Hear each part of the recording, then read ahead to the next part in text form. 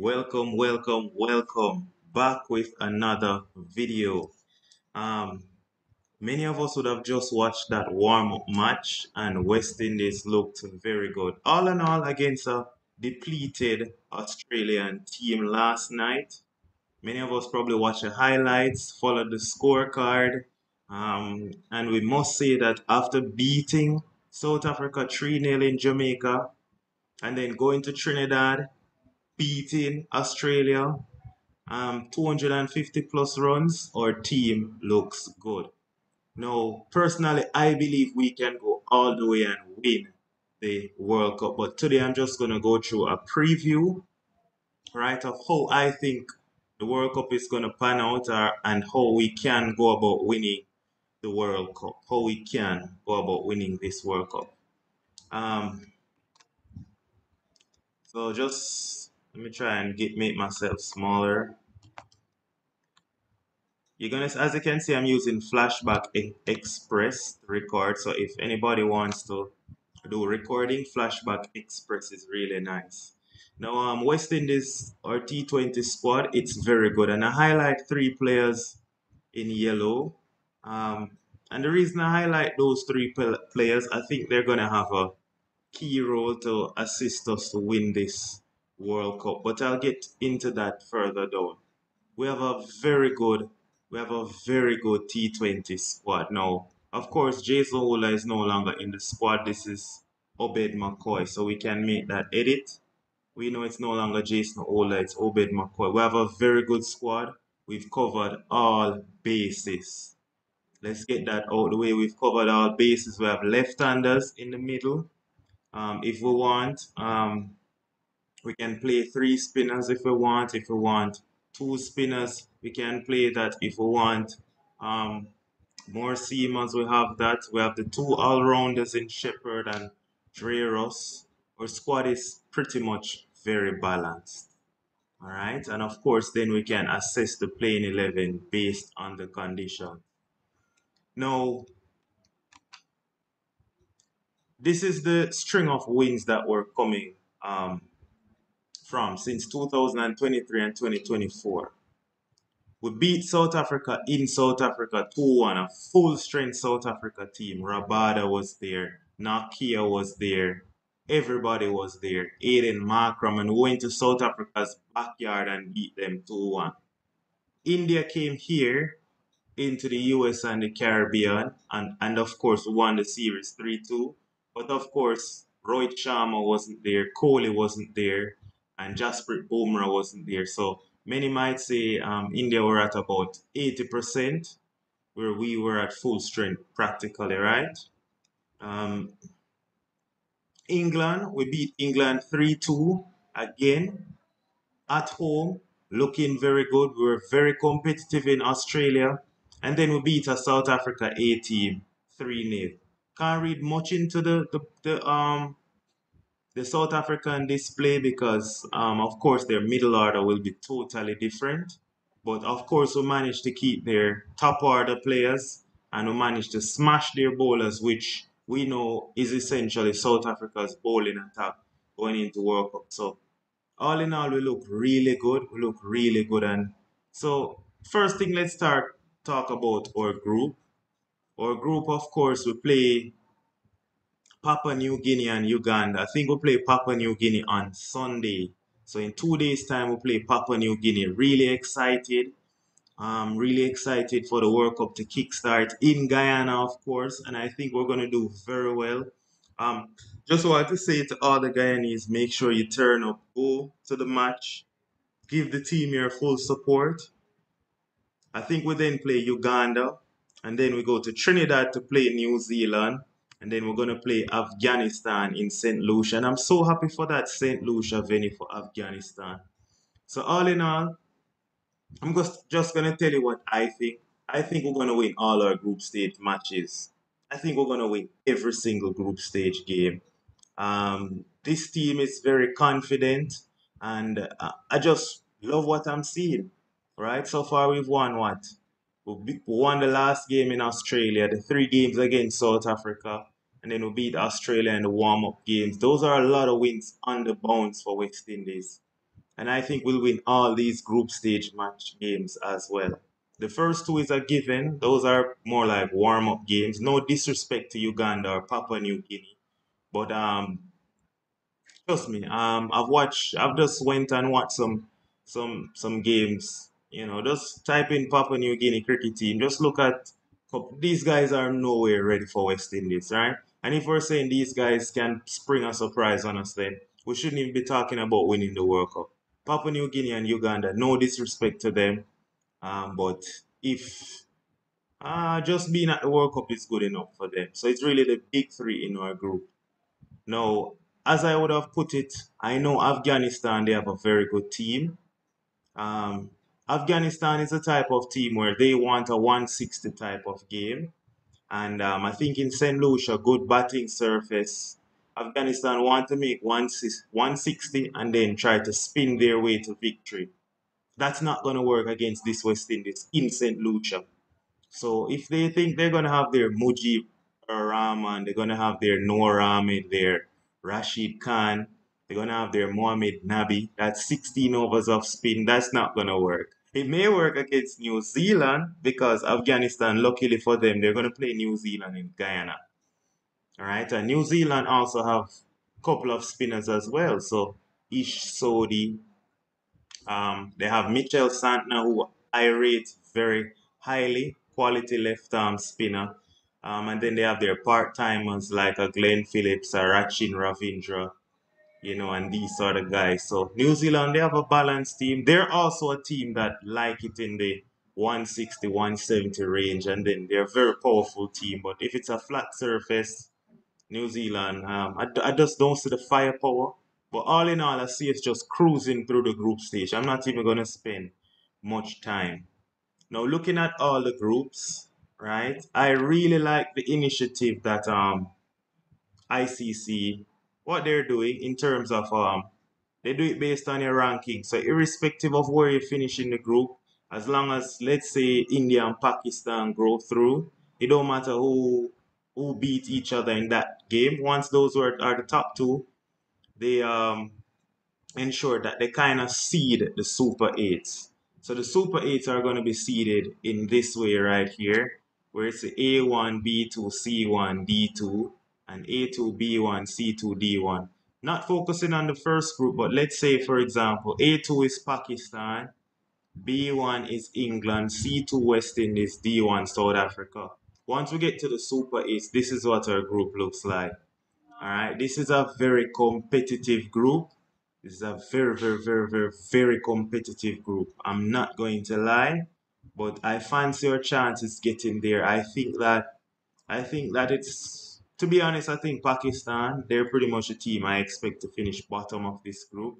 I think there's going to be a ding-dong three-way battle between England, West Indies, South Africa for which two is going to qualify from this group. Not that I'm writing off Pakistan, but Pakistan's spin looks atrocious with Shadab Khan. Imad Wazir is good, plays for the Talawas in CPL on a yearly basis, but I'm just not impressed overall with what I'm seeing from Pakistan. So I think it's going to be a three-way battle for the top two spots. What I like are the venues that we play each. We play South Africa in Antigua. Remember, the guys are coming from a camp in Antigua, right? This is where they were training and preparing. I know only the IPL guys would have missed the camp, so that gives us that edge in terms of it's been our training facility. It's our home, pretty much. Antigua is a home of where the guys gather and train, so it's good to play South Africa there. St. Lucia, we have just beaten Afghanistan in St. Lucia, coming from the group stage games, to then take on England in St. Lucia. So that's very good. Continuity at the same venue. And to be honest, I just don't see Pakistan. I just think once you get rid of Babar Azam and Mohammad Rizwan, that's it. I just cannot see the momentum we have. I just cannot see Pakistan beat us. And I mean, it sounds away. I'm sorry for the Pakistan fans, but Pakistan might not even be here, might even be Ireland, and it's no disrespect to Pakistan. They just don't look that good. But all in all, I think the top eight teams should go through. Many might say, oh, maybe Ireland cause an upset to Pakistan. Maybe Afghanistan cause an upset to West Indies. Maybe Afghanistan cause an upset to New Zealand. Maybe Netherlands surprise Sri Lanka or Netherlands surprise South Africa. All in all, I think the top 8 teams that were seeded all will go through. So here is the batting form guide. Let me try. Can I make myself smaller? Oh, yes, I can. All right, so here's the batting guide or form guide, really. And it's for 2024. All right, so if you look, Andre Russell has batted 3 times. All 3 games were in Australia in February, remember. And look at his average, look at his strike rate. You want a guy like this coming at number 7 who's able to face 10 to 15 deliveries and give you 35, 36 runs. That's what Andre Russell is doing. We take that. Wonderful finisher. Rovman Powell, those 3 games in Australia, striking at 178, very good. Shafane Rutherford in that final game, whoa, left-handed finisher, very good. Shea Hope didn't have the best time of it in Australia. I don't think the 200 plus games are best suited for Shea Hope. I think he's more suited to the Guyana kind of pitches. 170, 180. Shea Hope be that drop anchor, striking at 125, 130. I think that's Shea Hope's best role. Now, the 3 guys I put in bold, I think these 3 guys are key.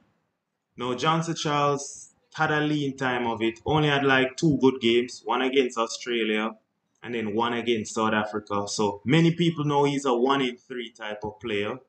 Nicholas Pooran had a lean time of it in Australia, didn't do too well. Ruston Chase, very good. Striking 150 is expected to be that drop anchor if needed, because there are going to be cases where we lose our second wicket in the 12th over and we no longer need a drop anchor at 4. So Ruston Chase may not even be needed in some of the games, but of course he'll be in the playing 11. Brandon King, our openers, look very solid. So far, I must say that really and truly, be honest, guys. Looking at our batting, it looks very good. Our batting look like we can win this World Cup. And if you just rate our strike rate, that means on average we'll be scoring up. If you look at the average strike rate, add up all of these guys, strike rate, and divide it by how many players. Or if you want, you can maybe use a basis of how many deliveries our top 6 face, and then you start to now stratify it that way. So if you just try to stratify the strike rate with the number of deliveries they face, you'd still get on average, you'd see that we're making above 200, which is exceptional. So our batting is very good. Our batting is what? Very good. Don't look so much about average, it's more so about strike rate. Remember, it's just 20 overs. A lot of times you realize Russell coming in at 7 doesn't even get a chance to bat because he's batting too low. Right? So a lot of times people want to say stack your batting. The truth is most T20 games your batting don't go beyond 6 or 7 if it's a good wicket. Unless it's a slower surface now, you may find that yeah we go down to 7 and 8. But for the most part, number 7 might only face 6 deliveries, 5 deliveries. And so it really the top 6 do the bulk of the scoring. I can even go more specific and say the top 4, 5 and 6 just put icing on the cake and finish the inning. So I think we're looking very good with the batting. Hetmeyer yet to officially play any games. Well, look, the warm-up game is not going to be included, of course. So Hetmeyer is yet to feature in the West Indian colour and show what he's got in 2024, but he's in the squad. Now, Pooran had a lead time of it in Australia, but if Pooran has a very good World Cup, if Johnson Charles can blast away in the power play, and if a guy like Russell, I put Russell in yellow, it might even be Sherfane Rutherford or Russell, one of the two. Sherfane Rutherford, Russell, or even Romario Shepherd, one of those 3 finishers fire big time, consistently. There's no team that can outmatch us with the bat. Now, of course, we have to look at recent form in the IPL as well. And if you look at Shepherd, Shepherd is a type of guy I really like. striking at 280. One of the games in the IPL, he made 39 off 10. Another game, I think 15 off 6. So Shepherd is the type of guy who he'll be able to come in and just face 10 ball and give you consistently 25 runs from 10 deliveries. Shepherd is the type of guy we like.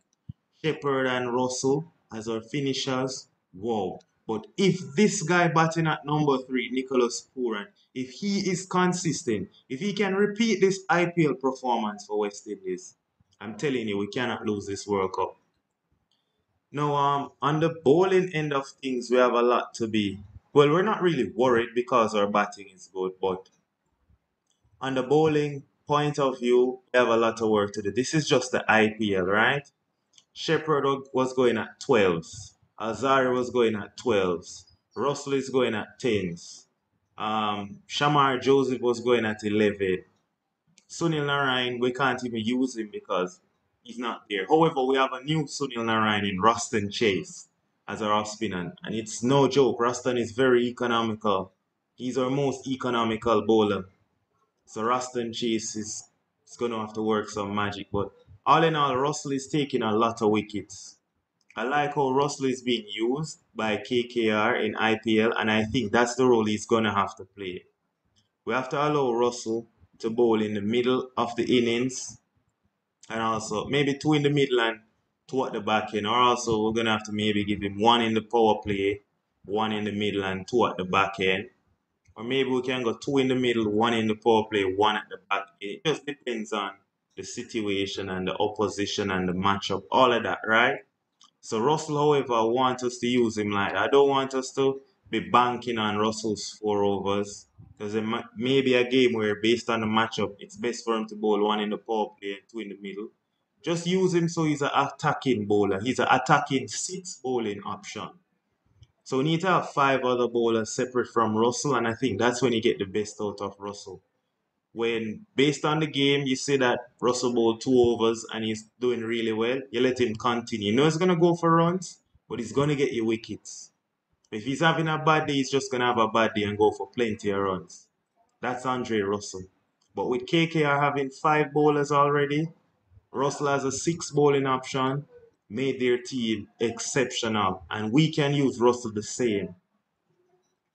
In terms of bowling form for West Indies, this is just the Australian South Africa series combined in 2024.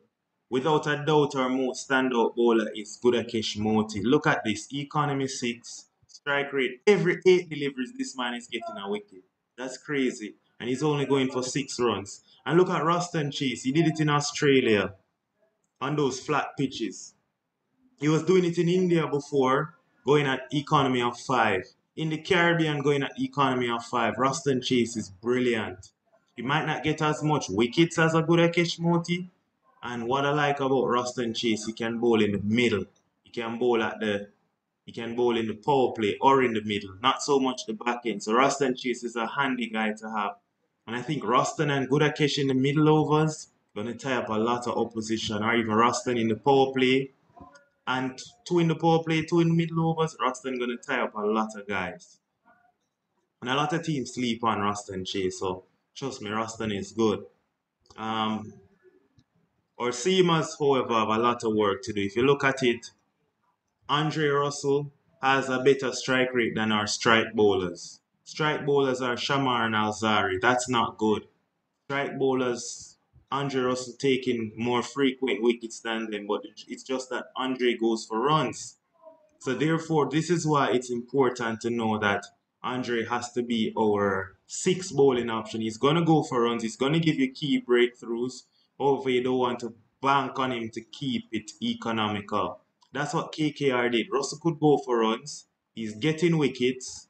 And then once he gets you the 1 or 2 breakthrough, you don't need to bowl out his full quota. Then you have the guys to kind of slow down the run rate after Andre gets that breakthrough. So guys like your Moti, guys like your Ruston Chase, right? But we still have a power play bowling. If you look at our economy, apart from Gudakesh and Ruston, look at this. 12 for Russell, 8.8 for Shepherd, which is not bad, because Shepherd bowling the death. Shamar 8.4 is not bad because he mainly bowls with the new ball. Azari 11 too expensive. Akil Hussein was bankable. All of a sudden in 2024 hasn't had the best time of it. So apart from Chase and Moti, and to some extent Shepard and Shamar, are bowling not looking so wonderful. Obed just coming back in the South Africa series. Very good strike rate, was getting frequent wickets. But I still just think he was a tad too bit expensive. So again, I expect us to breeze through and then get to the Super 8s. Breeze through the group, get to the Super 8s. Once we get to the Super 8s, now this is where the real competition starts. And I think we can go through. Right? I think we can go through. I think we can even finish top of this group in Group 2. I think we're in that good of a T20, Nick, and really, I don't really care what anyone has to believe or what anyone cares at this point. I genuinely think we have having went to Sabina Park and watched those three matches, having followed the scorecard between the Australia warm-up game, having watched West Indies in Australia, I genuinely think we have a chance to top this group, especially if our bowling comes good, right? We are two times world champion in 2012 and 2016. We've been to semifinals or further on four occasions: 2009, 2012, 2016, 2014. We've been coming off a bad 2 years of T20 cricket. In 2021, where we had the star-studded team, of course, many persons felt that because of age, maybe we went 1 year beyond their years, but that's fine. World Cup was supposed to be in 2020, and I thought that killed us a little bit there. But we got knocked out in the group stage in UAE. 2022 in Australia, we didn't even get through the group, and it was funny because, just being honest, guys like Raymond Reefer. How was Raymond Reefer in the squad last year over Andre Russell? I still cannot understand it, but it's past us. Raymond Reefer, Yannick Carrion, these guys, I don't know how they end up in the squad.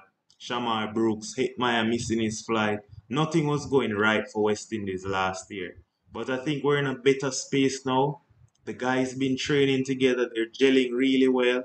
Most of them, they're really good friends now. So I think that we have the chemistry together. You can see that. And so with good chemistry, I think we have a very good team. We have a very good team. We have a very good chance to win. Now I said players to watch out for to help us to win the World Cup is Nicholas Pooran with the bat. And I think Pooran is the most important player because Pooran batting at number 3, what he does is he can come in, and if he gets a chance to bat in the power play for lose an early wicket, he can keep going or build on momentum. Let's say Brandon King and Johnson Charles, they fire in the first 3 overs and we're 38 and we lose our first wicket, 38 for 1.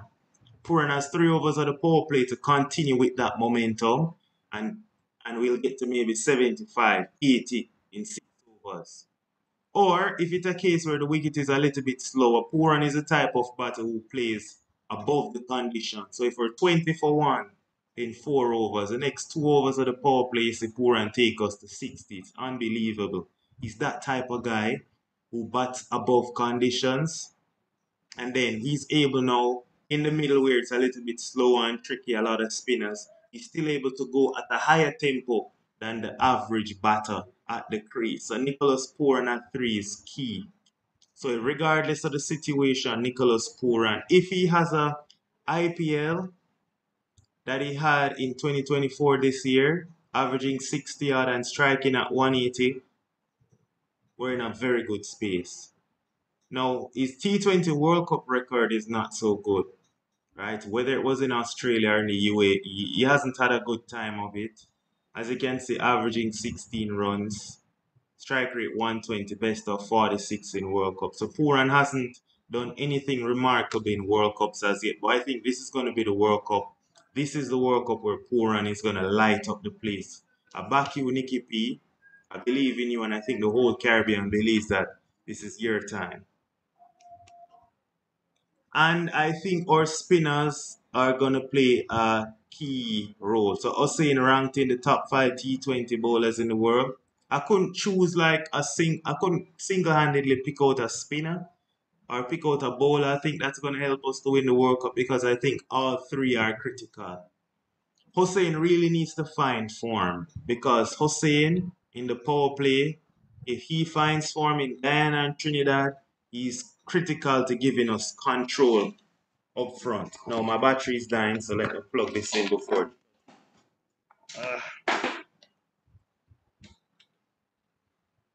Let's plug the computer.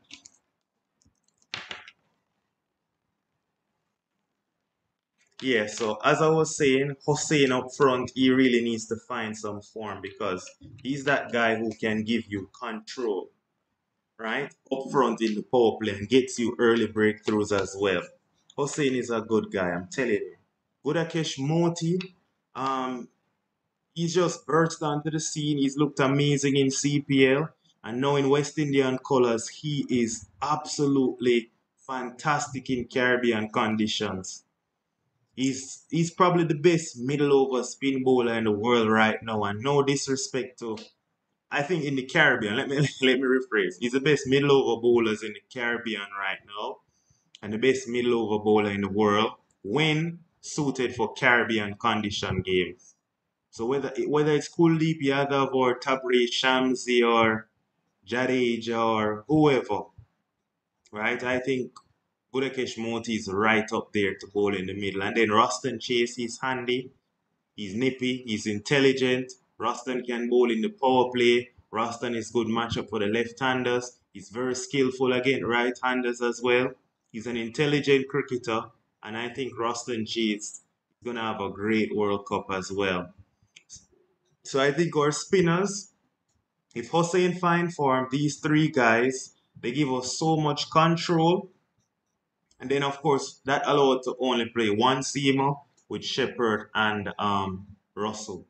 Because with Russell, Shepard, and a genuine seamer, we then would have six bowling options. And then these three spinners, if they're tidy, it allows us now to can then get rid of, let's say, 10 overs from our three seamers. Right? So nobody's under pressure, right? So definitely these three spinners are the keys to us winning the World Cup. And if I were to single out a spinner, I said again, I singled out Akil Hussain. And I singled out Akil Hussain because if you look on his career, this man is going at roughly 7.5 runs per over, right? So on average, he's giving you, if he bowls a spell, he might give you 1 for 30 or 1 for 31 every game. And that's very good from a guy who bowls in the power play predominantly 3 overs up front, 2 overs up front. And if he's giving you 1 for 30, and then you have your Moti and you chase the bamboozle the opposition in the middle, if Hussein can refine the form before 2024, we're very good. Because since 2024, economy 10, barely taking any wickets, strike rate 54. He's had a tough time of it. So for the first game, this is my team. Now I have no problem if I see Rutherford in my team. You know, this is the first person at the top for the bench. I think definitely Shimron and Shea won't play and Obed won't play. I think many persons are battling now, really the first 12. Now, here's why I didn't have Sheffield starting because many will look at my team and be upset. So I have King and Charles opening, Pooran at 3. Not necessarily Ruston at 4. Given the situation, then we decide who bat at 4. Because let's say Pooran and Charles are going crazy and we're 160 or 2 in 12 overs. Clearly, I'm not sending out Ruston, but we get the idea, right? I just for paper, Ruston 4, Rovman 5, Russell 6, Shepard 7, Hussein 8, Morty 9, Alzari 10, Shamar 11. The reason why I want both Joseph to play is I still do not see that control in the power play. We don't need to be full strength with our batting in order to beat Papua New Guinea or Uganda, right? However, we need to be at our best with the ball to beat New Zealand. Now, many might say, get Sheffield Rutherford in, you're taking Papua New Guinea too lightly. Oh, we need to be at full strength. What if we lose? Come on, guys. If you're telling me we cannot beat Papua New Guinea with this team, then we shouldn't even be talking about winning a World Cup. Come on. Let's just get that out the way. Stop acting as if Andre cannot bat at 6. Stop acting as if Shepherd cannot bat at 7. That is stupid. Come on, right? Because I've been on different platforms, right? I'm following the cricket from persons in the Caribbean and also persons outside the Caribbean. And a lot of persons are saying Rutherford has to bat at 6 or Hetty has to bat at 6 because we need it. I would rather say we need a left-hander to throw in the middle rather than you telling me we won't have enough batting depth. Come on, Andre Russell is world-class finisher. Shepherd is a world-class finisher. And then none of our tailenders from Akil to Shamar, all of them can hold a bat. And they won't be holding the bat for more than two of us. So stop this foolishness and saying we have to play Shepherd or Hetty. Well, if we're playing, just listen to what I'm saying, because many persons then gonna argue with me and say, "Oh, I'm stupid." Rutherford has listen. If we're picking our best top 6 batters, yes, I agree. Rutherford should be in the top 6. If we're playing our absolutely strongest team, Rutherford is in the 11. But listen to my analogy, please. Listen to what I'm saying. What am I saying? We have not sorted out our power play bowling. Alzari is our vice captain. Shamar has just burst onto the T20 scene. We saw him against South Africa take the new ball once and he was very good. In Australia warm-up game yesterday, he knocked over David Warner in his first over, but he got licks. Again, Akil is not in the best of form. Moti does not bowl in the power play. The matchup may not favor Chase to bowl in the power play. Dre Ross is not the best of persons for the power play or Romario Shepherd. We still need to sort out the power play, guys. So hear what I'm saying. For the Papua New Guinea game, let's play these two seamers to see who's in better rhythm, or if Shamar is in good enough rhythm to can take the new ball in the latter stages of the group phase when we play New Zealand and Afghanistan. That's all I'm saying. Right? So all I'm saying is this would be my top order. Or it might be a case where I am even willing to rest Andre Russell and play Shafane Rutherford. We don't even need Dre Russ maybe. We still would have 6 bowling options. All I'm saying is I want to see Shamar and Alzari and Gudakesh and Akil. I want to see these 4. The reason why I want to see these 4, Akil, Alzari, Shamar, I want to see these 3 guys in the power play predominantly. We're trying to sort out our power play bowling. That is what might cost us the World Cup. But once we get that sorted, we're good. Again, guys, watch the World Cup match on Sunday. I think it's what 9:30 a.m. or something like that. I think that's it. So please support the team. I'll be supporting the team, and I'll definitely take a trip to Trinidad from Kingston here in Jamaica. Go straight to Trinidad to ensure I watch that match against New Zealand 7:30 p.m. I think June 12th. Right? So if you're in Guyana, go out and support the team. If you're in Trinidad, support the team. For us in Jamaica, support the team all the way. I think we can win this World Cup. And whatever the starting 11 is, I support. So whether they want to start Shea Hope and Rutherford and Haiti, it doesn't matter to me. You're going to see me. By the way, I ordered my Shea Hope jersey. You're going to see me in my Shea Hope jersey for the matches. I got my Shea Hope jersey. I'm trying to get a Pooran jersey, Nicholas Pooran. I'm trying to get a Dreros jersey. Those are my 3 favorite players in this team. Come on, man. Pooran, Russell, Shea Hope. I really like Shea Hope. Right? I'm a big Johnson Charles fan as well. But yes, I'm just trying to get some jerseys with the guys, their name and their number at the back. But yeah, I think we can go all the way. So Sunday, let's see how the team pan out. But it is your boy Ronaldo. I hope this video was informative.